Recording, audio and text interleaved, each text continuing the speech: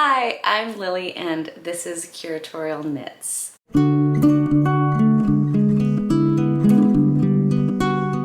I am a knitter who is based in Northern California, and this is my knitting podcast or vlog where I talk all about how I make choices about my knitting. I'm an art curator by day and a knitter as soon as my kids go to bed and every day on the train into work. And I'm so glad that you're here. It's been a while since I put up a podcast, super busy summer. And now that it is fall is in our grasp, it's just standing there waiting for us. I'm so excited to cast on all of the things to finish up my season of the cardigan. I am working on 3 different cardigan projects. One is finished. And I think I'm really excited to talk about the cardigan-ness of it all. I think it's definitely something I'm seeing a lot of people work on, these cardigan projects. And I think for me, it's the perfect summer knit.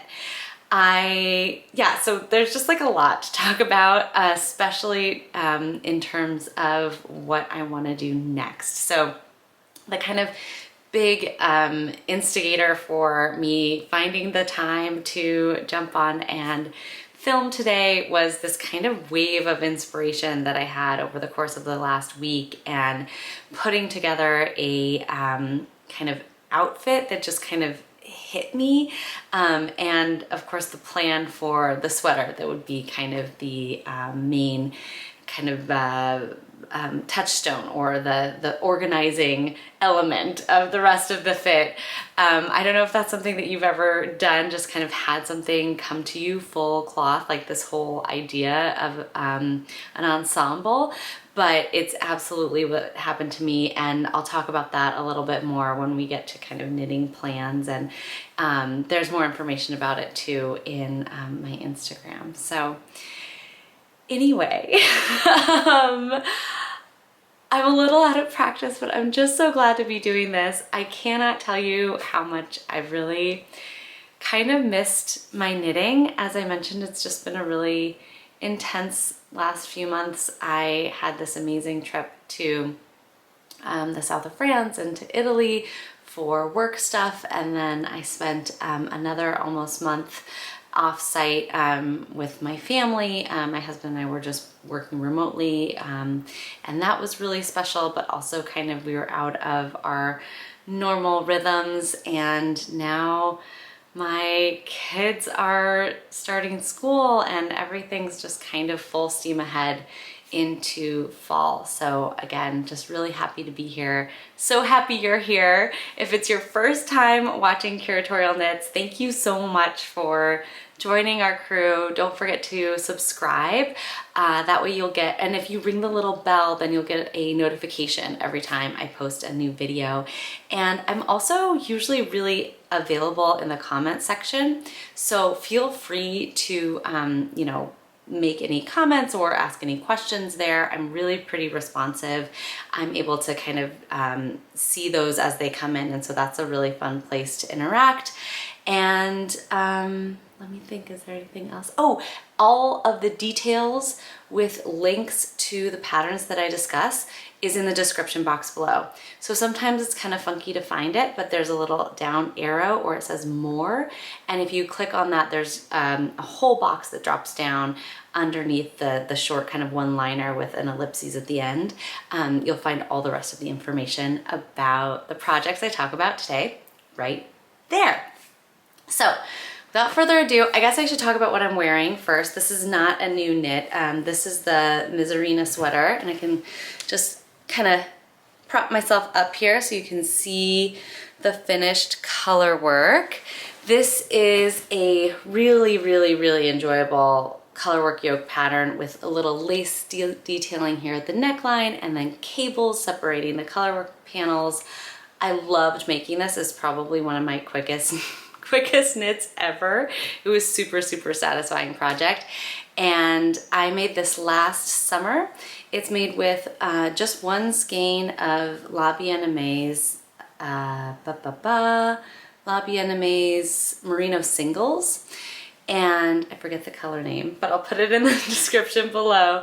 And then the color changing yarn is Spincycle's Dyed in the Wool in the colorway Every Rose. And I really, really loved this individual skein of Dyed in the Wool. It was just so beautiful to work with and really, really satisfying project to make these little flowers out of the Every Rose color. Was kind of a nice little poetic moment, which I always love. So this is my Misurina, and I would totally make this again. I have, in fact, yarn all kind of set aside and picked out to do another one, and I have since last summer. So that's definitely something that I would love to do. In terms of finished objects, I just have one, and that, my friends, is the Millie cardigan. This was such a great pattern. I honestly think that if you are looking at lace cardigans, this is the one for you. I'm gonna try it on. It's gonna be kind of a funky moment. I will say it's washed and blocked. I've worn it quite a bit, but it doesn't have buttons yet. So I still need to get buttons. If you have a great button resource that you really like, please let me know. I would love to do something quite delicate. I was thinking little pearls even. Okay, this is gonna be hard to show, but basically I did a 3/4 length sleeve, which is just perfect. And the lace pattern is written out in this line by line, which for me as a fairly novice lace knitter was really, really helpful. I absolutely love, this is kind of a funny moment actually. We have this single two stitch cable braid here on the Misurina, and then you can see that similar cable design just goes right through the raglan, and it's such a nice detail. I really, really love that. The edging also just was so beautiful and easy. It stays on my shoulders, which is delightful. I usually wear this with a kind of strappy summer dress that I have. I've also worn it over like a striped, I have a kind of striped day dress. It's been really, really versatile, and it's exactly what I wanted. It is quite cropped, and so it's definitely kind of and I like wearing it open, to be honest. While I am excited about having buttons for it, I do mostly just wear it open. Again, this is the Millie sweater, or Millie cardigan, excuse me, and it's by Irene Lynn. And I love it. And again, I think the way that the pattern's written, there's a charted version and also a line by line instructions. And as someone who, I just assumed I was gonna use the chart. I'm usually like very chart loyal, and I feel like with all the color work that I've done recently, I'm very kind of open to chart reading, and it's pretty straightforward for me. But for some reason with the lace pattern, I just didn't get it. It was really tough. And so I had this moment right after casting on where I really wasn't sure how I was gonna make progress and, you know, really kind of stay on it and pay attention the entire time. And then I kind of kept flipping through. It's a very long pattern.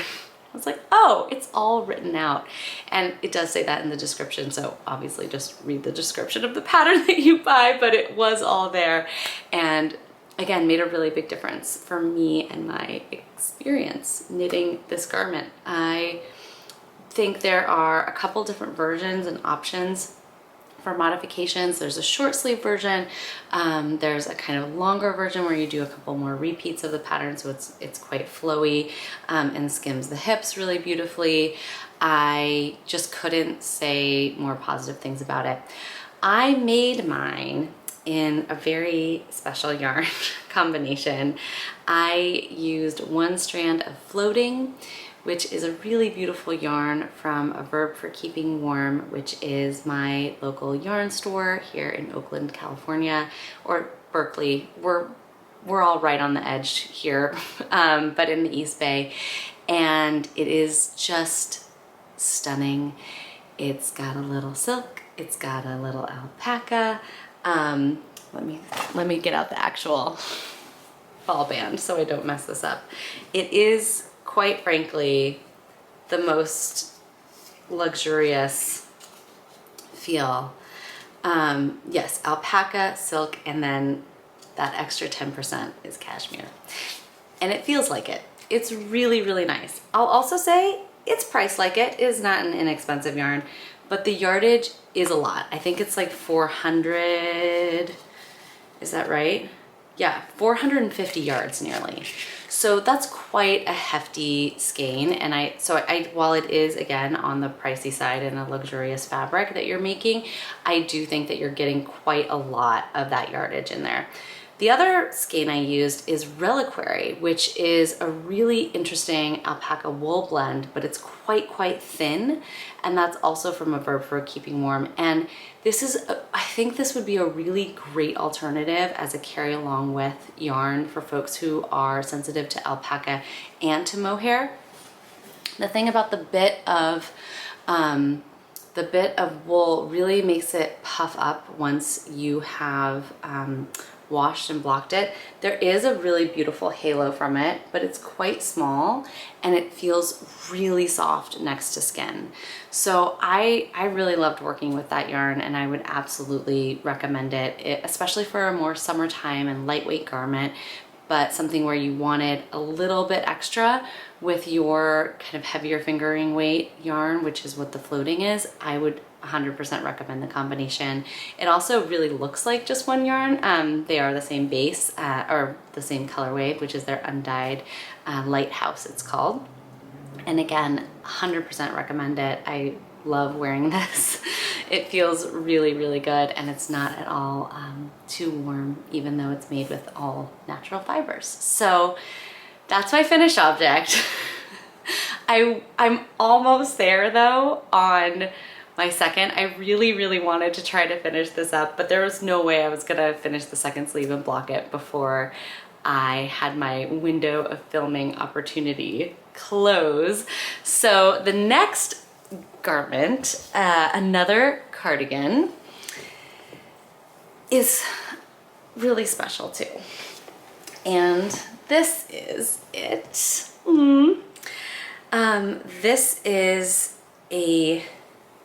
This is the Turtle Dove cardigan, and I'm gonna put it on, even though it's not done. Turtle Dove cardigan, which is a pattern by Melissa of Sonder Yarns, and it was originally published in, I believe, Lina, but now you can get it as a standalone pattern, and I love it. It has this really beautiful twisted rib collar and twisted rib edging. I'll put in a photo of other folks' finished objects here, and a really deep, wide raglan. It is a hug. It feels so nice, and it is really a wonderful pattern to express the fibers that I chose for it. So for the past almost 3 years, I have been holding on to a very special 2 skeins of very special yarn from Shaggy Bear Farms, which is a rescue farm in rural Oregon, where they mill fibers from rescue animals. And so they're in the yarn that I chose, which I chose completely based on its color. Excuse me, I'm looking around for, here we go. And I'm at the end of the line here, but this is just the most beautiful pale periwinkle. It's looking a little more purple and less gray blue than it is in real life, but it's just a stunning color. And this is linen and bunny fibers. There's also, I will say, quite a bit of vegetable matter in it, much more than I expected, but it's not rustic. It's so squishy and incredibly light. I mean, it feels like I'm holding nothing. And I paired that with, once I saw this color from the Lamb & Kid, it's called Gloaming, and this is their birdie base. I am holding these 2 colors together, and they just were made for each other. The Gloaming from Lamb & Kid is a little bit more vibrant, a little more purple and pale, but with a, I would say more, again, saturation and vibrancy, where it's more subdued and kind of a more haze colored gray, almost, there's little moments, not quite of brown, but almost getting there, kind of like a gray taupey beige in the bunny and linen fiber. And together, they've created this incredible fabric, and it's just unreal. It's also, I was a little worried at first that a pale purple cardigan might seem a little Easter eggy and a little juvenile, but I do think it's actually a really sophisticated color. It feels so good on. And yeah, I just can't wait to throw this on foggy mornings over a pair of jeans and a t-shirt. That's exactly what it has been made for. And those foggy days are coming. For those of you who know about the kind of insane microclimates that we exist in here in the Bay Area, some of our coldest months are actually in early summer. We have June gloom where it's like very, very foggy, and then it gets kind of warmer throughout the summer, and we're finally in our kind of hot phase, which is not overly warm at all. You just kind of, if you go 15 minutes west, then it gets quite chilly and in the 60s and 70s. And then if you get 15 minutes the other direction, it's going to be in the 90s and 100s. So it's, you know, it's a whole, again, like microclimate moment. But those chilly mornings are coming. So I'm very excited to have this garment. And I just have, sorry, just pop these stitches back on. I'm about a third or fourth of the way done with the second sleeve. The sleeves actually are not very long because your raglan is so deep. Your raglan's going to almost nearly my elbow. So really the amount of knitting I have to do is not very much. I'm a little worried about my yarn chicken status. And because of that, I actually did not make my hem. My hem is like 2 rows shorter than it should be. And I'm not gonna lie, it kind of bugs me, but I really wanted to finish with the yarn that I have. So if I have any extra, I might go back and rip out, even though I did a kind of spiffy, really beautiful Italian sewn bind off. I still think it might be worth adding the like extra 2 rows that I missed from the collar and even that out.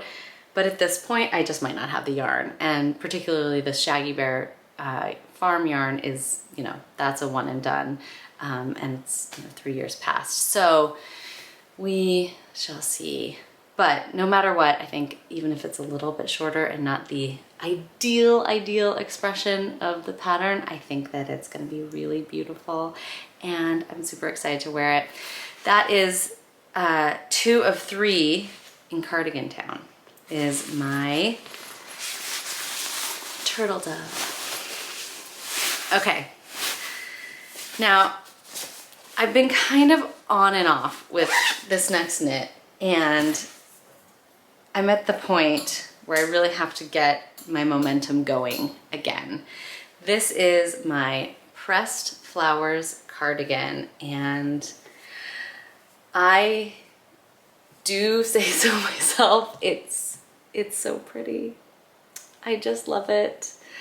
I absolutely love it. There's nothing else to say. It is really, really,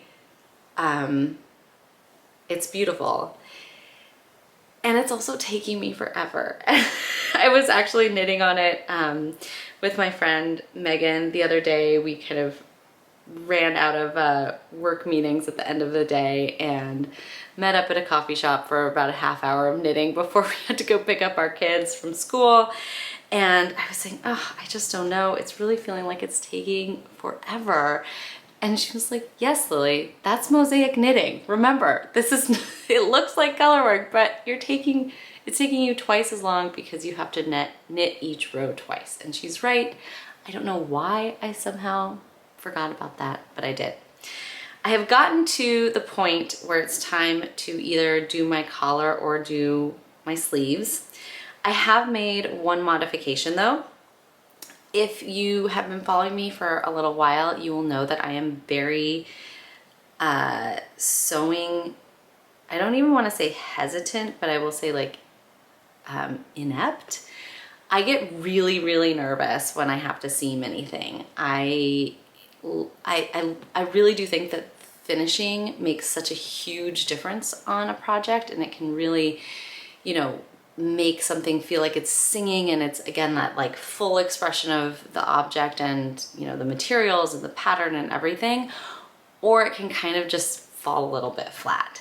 So when it came to the time to seam the two corners of this is a I should go back. The Pressed Flowers Cardigan is a pattern by Aimee Christophers, and I have made mine in Magpie Nest for my main color, and my contrast color is another use of the Verb for Keeping Warms floating, this time held with one strand of their frond. So it has a really, really beautiful texture to it, and it also creates a really, again, very lightweight garment. I was saying that I get very nervous to seam anything, and this cardigan is worked from the bottom up, and then you split for sleeves and knit flat for the back and flat for the front panel pieces. That was totally fine. But when it came to joining the back and the front along the shoulder, she has you seam that, and there's no real instructions that just says seam it, because any capable person would be able to at least, you know, find a great YouTube video and have the self-confidence to just go for it. I am not that person, and I am not that reasonable, and I frankly just don't have seamstress level faith in myself in any way, shape, or form. So what I did is a 3-needle bind off, which I executed on the tessellated pullover, which is the Andrea Mowry pattern that was the Rhinebeck sweater last year. And I really quite liked the seam that it made, this kind of, it looked like almost like a crocheted edge of, or a single I-cord edge kind of right on here. And in addition to that, I did think that it would be nice to have some reinforcement. So that's what I did. It's my one modification. I think it looks quite clean. You know, my pickup was able then to also really be, I feel like, a little bit more exact, because you're creating the shoulder shaping in this kind of slope here. And then as I picked up, I was able to follow that more clearly for me.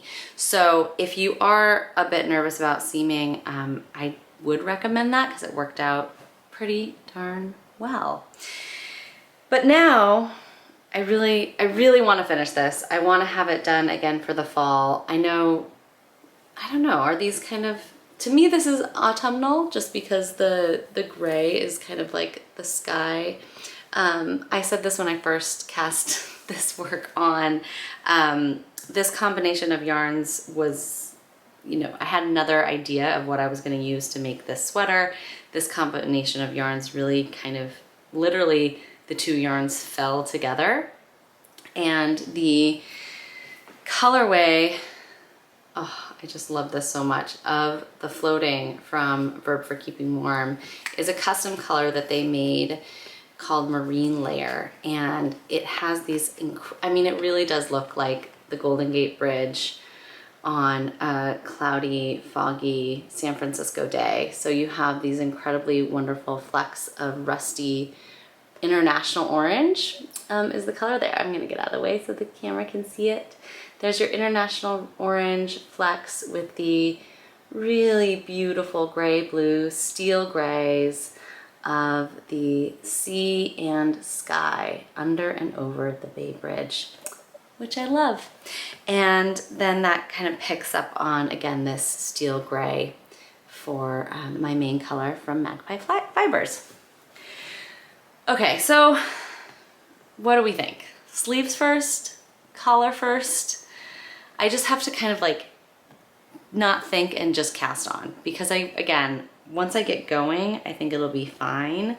But I've had it at this stage now for over a week, and I'm not really making progress, am I? It's just kind of sitting there. And I do want to finish it. And I feel like I need that little kind of motivational spark to get this completed so that I can wear it, because I am really excited about the final object. The great thing about cardigans is, for me at least, they're really wearable. I think that especially if you're not in a place that's super cold for 6 months out of the year, a cardigan is just so much more versatile and easier to style too sometimes, at least for me. And so I'm really keen on that. Those are my 3, you know, 1 completed, 2 active projects. I have, just as like full transparency, I have not done anything on my satellite shawl or completed the sleeves of my raglan mashup. And that's fine.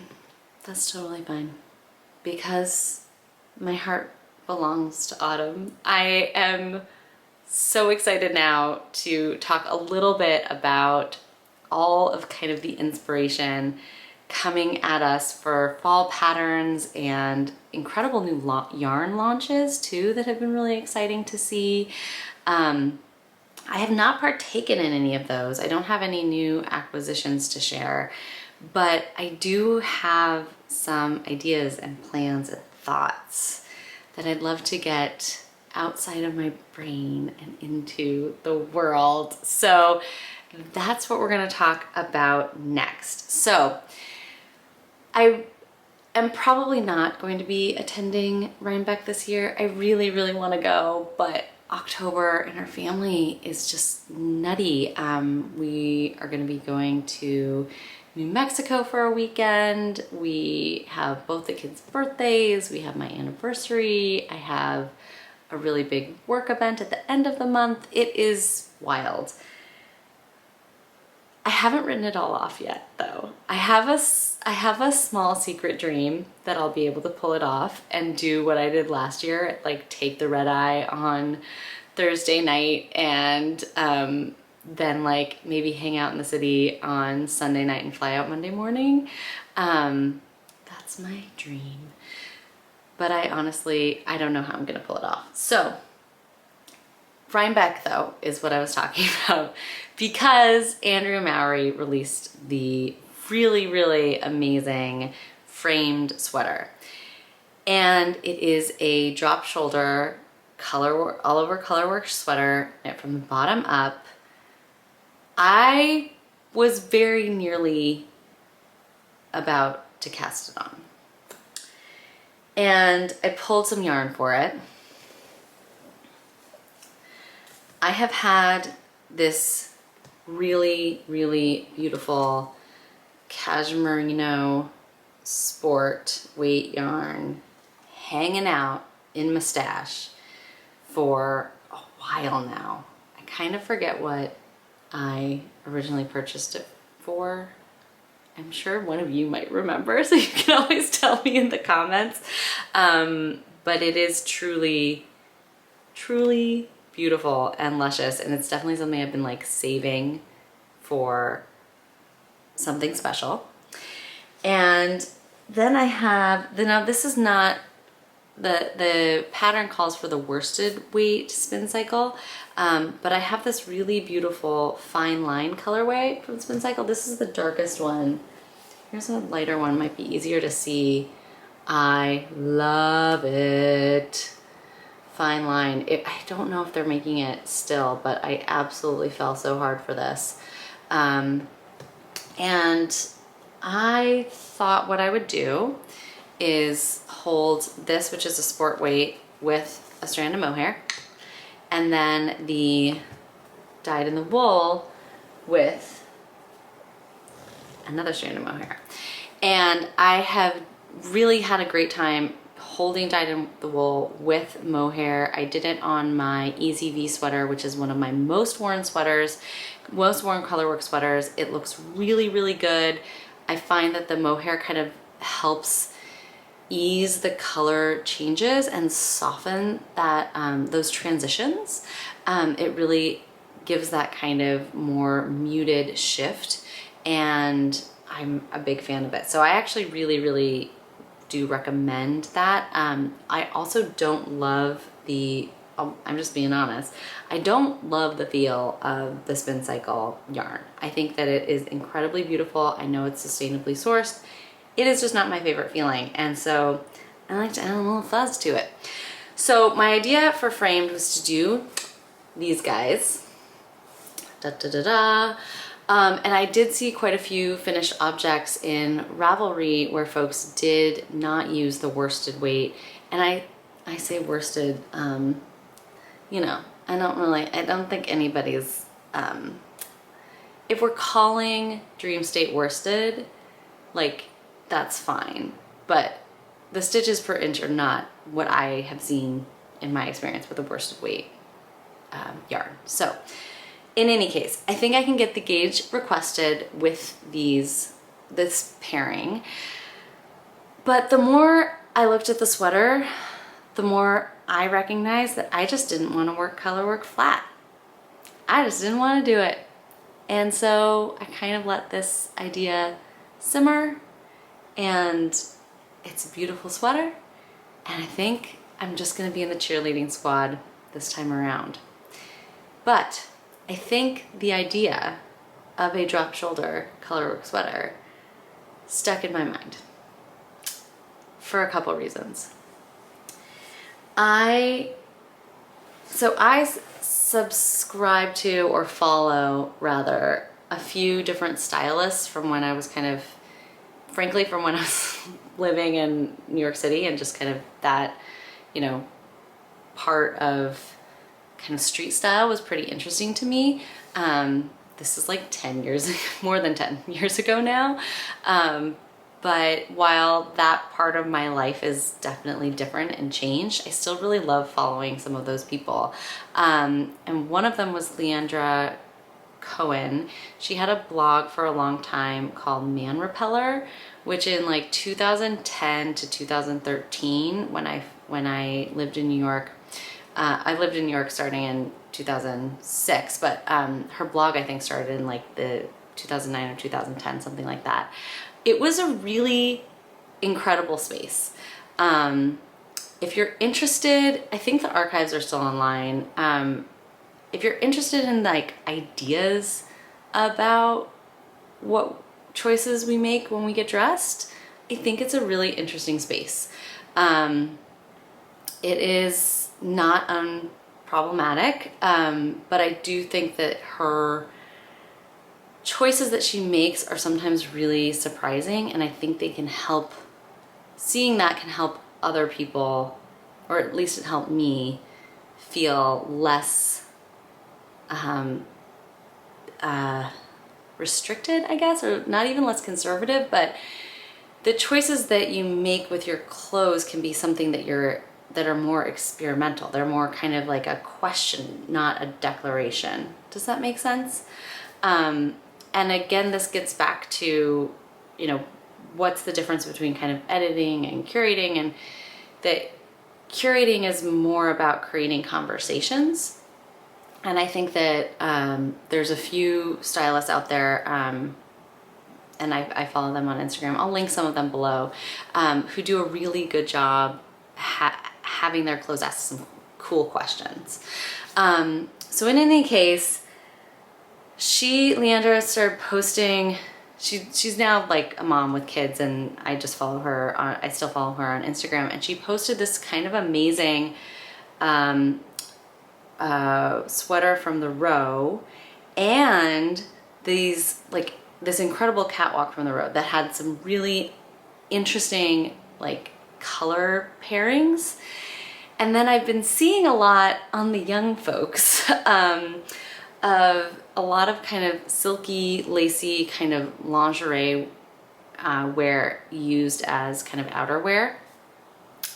And all of these things were percolating in my brain, and I just had this kind of like mashup moment, and I'll put a shot of it here. I'm gonna lean over to remind myself to put the image right here.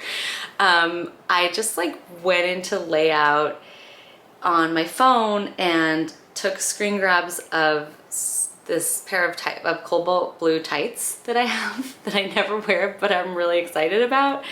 And then the yarn that I got from Hello Stella from her Pride and Prejudice collection, and this crazy bright orange silk skirt from J. Crew, which I'm now kind of feeling like I might actually do the steel gray silk skirt, which I have, and like would not be as crazy. But this was the idea. Like this was like the you know, like the reach goal, right, for my runs or something like that, right? This was the kind of ideal where all of these colors coming together, and I wanted it to be super oversized. This drop shoulder, oversized drop shoulder, all over Colorwork pullover sweater. And so the idea is it would be fairly oversized, kind of going down over the skirt, so you just saw a little bit of the band of the shorter skirt above knee height, and then the cobalt blue tights.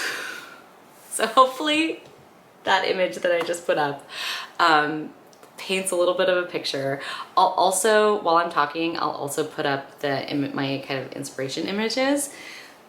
And now I'm gonna tell you what I did about it, which was got into a like absolute tizzy trying to find a pattern that could get me something approximating this sweater idea.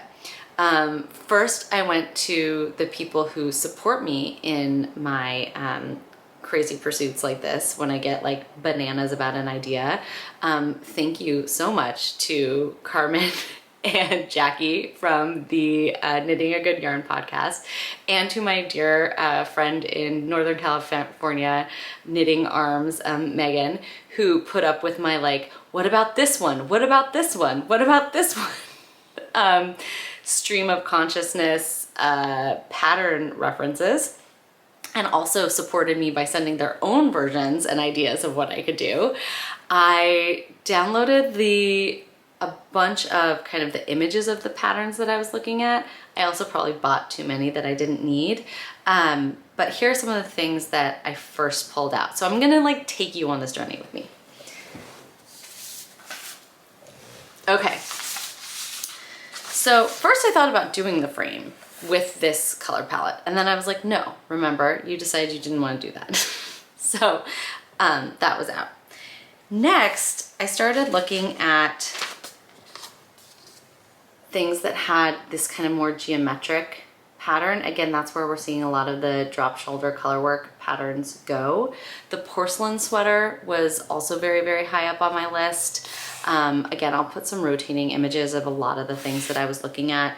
I also, this camellia sweater, this is a raglan, but it kind of was doing a lot of the work that I was curious about investigating. And then a round yoke option. I really want to make this, the just Illuminate sweater by Andrea Mowry.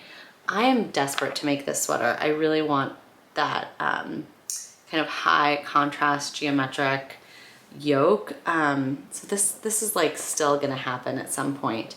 And my idea was actually at one point to take some of these charts and then repurpose them, but how was I gonna find the right pattern and blah, blah, blah, and I was all in my head.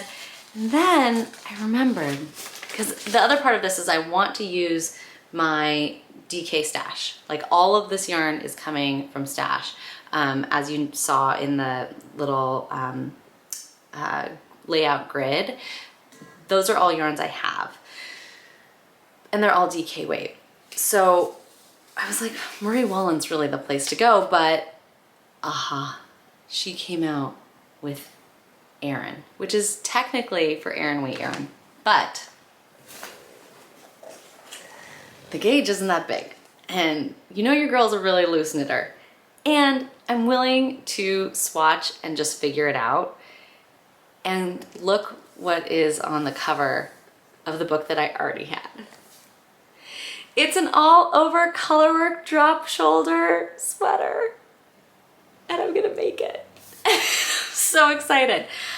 Again, I'm going to make mine a little bit larger size with like about the same amount of positive ease on top, but I think it's gonna be kind of bigger because I have wider shoulders. I think it's gonna sit a little bit wider on me. And the great thing is this pattern, which is called, excuse me, Seton, all the charts are in here and I have the repeat stitch count for this.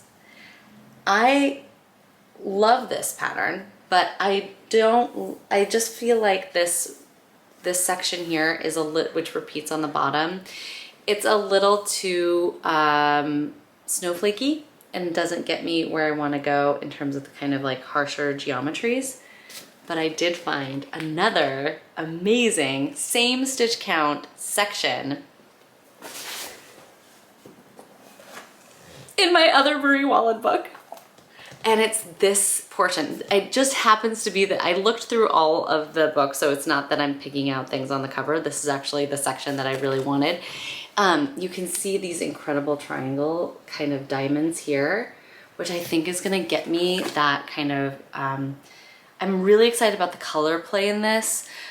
And I think this is gonna get me the kind of high-low contrast. So where different sections have a high contrast within them, and then the transition to the next section is low contrast, and then inside that section you get another high contrast. I think I have not done the kind of like colorwork workshop, which someday I hope to do with someone like Marie Wallin who really understands how that works. She can kind of pick it apart, I'm sure, and describe it more exactly. But to me, that's what I'm picking up on what makes a lot of those color choices that she makes so effective. And that's what I really want to do with this group of yarns. So all of this to say, if I do go to Rhinebeck, I'm gonna try to wear this crazy outfit. And if I don't, then I'm just wearing it around my house. I'm wearing it to the farmer's market. I'm gonna figure it out. I'm gonna put myself out there. And just, even though I showed them on the screen, I will tell you, I am going to try to cast this on. We have a holiday weekend coming up this weekend. I'm gonna really try to cast it on this weekend. I will tell you my biggest question. I had assumed, sorry, I'm talking off screen, as the yarn rolled away from me. I had assumed that I would be using this really, really beautiful navy.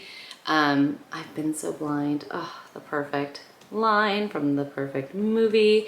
As the main color to get that high, kind of the like darker contrast. But I then started playing around with Most Ardently, which is a really incredibly beautiful tonal. I mean, it's variegated, but it's softly variegated. And I'm wondering if I should use this as the main color because I feel like it's more appropriate for the Marie Wallin patterns. And again, all of those other colors that were on the screen are gonna be involved. Let's see how many I can hold in my hand. Here we go.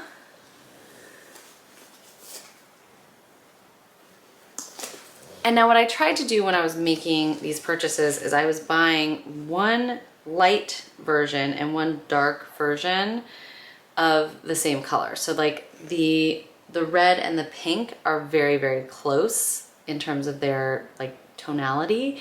One is just lighter and one is just darker. The same for the blues, and let me find my dark green. That's kind of the best way I think to show it. Right? And this is something Marie Wallin does so well, and why I think it's actually a really nice application of these fibers, right? These two colors are very related and very different, right? They have a big contrast between them. You could absolutely make something in Colorwork that would pop pretty well With these, if you took a picture of them on your phone, one would be lighter, one would be darker, but they're related, right? They're very, very clearly on a spectrum. The shades are in the same line, if you will.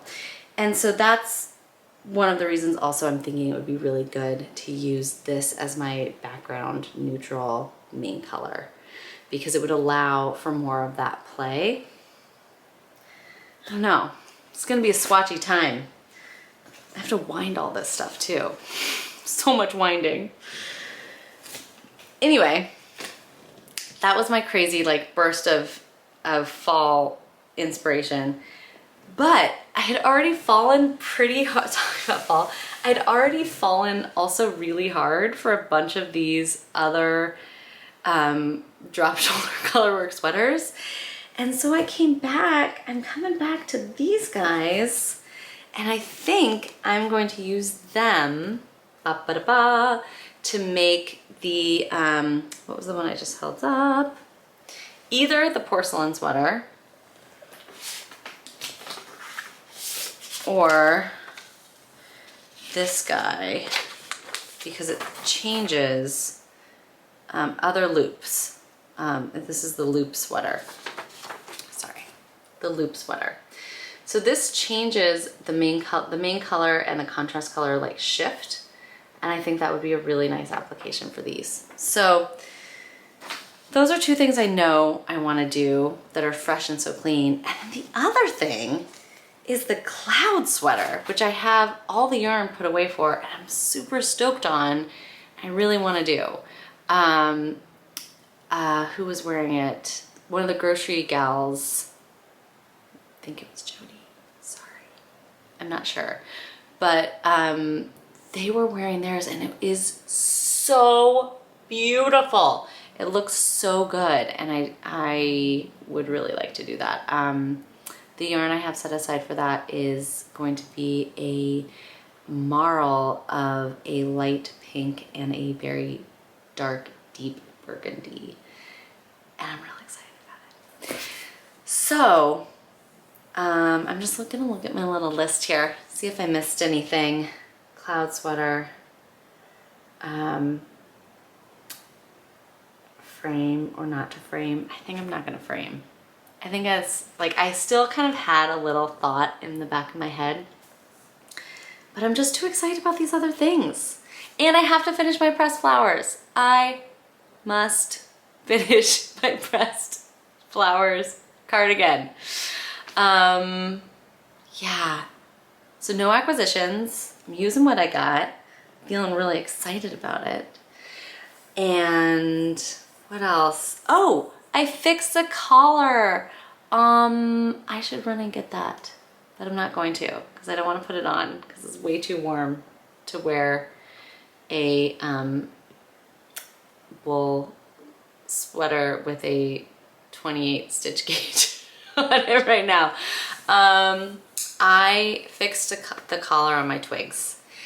It is not perfect, but it is much better. It is like 80% better, and oh my gosh. Someone is on their deck hula hooping. And it's not a child. It's a grown-up. A grown-up hula hooper. Oh, and they're good. Nice. Sorry. That was really distracting, but I had to figure out what was going on. I kept seeing this bright pink thing like go around in circles. Wow. Hula hooping. I love it. I love an adult hobby. You know, sorry, tangent time. But I was at a dinner party recently, and someone was talking about how they like felt, how would I describe what they were saying? Basically that they were trying to like self-actualize in kind of all of these different ways, and kind of giving me a whole story about all the different things they were doing. And I finally said, like, you know, do you have any hobbies? Is there anything that you do that you're passionate about that is like just for you? And I think that was something that hadn't necessarily occurred to them. And I do think it's so good for us. Like these hobbies, you know, my knitting, this person's hula hooping, I don't know, maybe they're a professional. I shouldn't say that, but it looked to me like they were just having fun with it, right? These are ways of being ourselves that doesn't have to do with, you know, a boss or necessarily a paycheck. And I know a lot of folks in the knitting world and in the crafting world, and I'm sure in the hula hooping world too, you know, we do have different, you know, forms of support for our projects and things like that.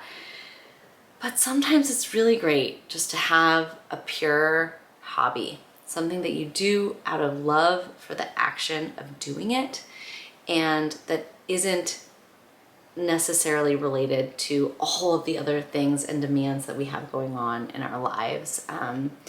And yeah, I really love this space. I'm sorry, I'm getting really cheesy now. I love knitting. I love what we do together. I love this crazy online community that has like helped me in so many ways.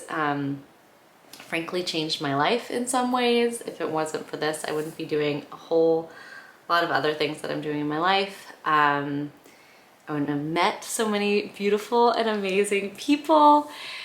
And I'm not just rambling. I'm really being serious right now. This is a really huge part of who we are, and I just want to kind of hold that up and honor that as well.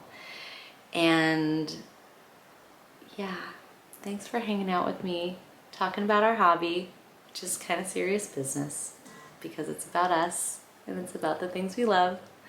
And it's about how we insert ourselves into the world with our actions and sometimes with what we wear.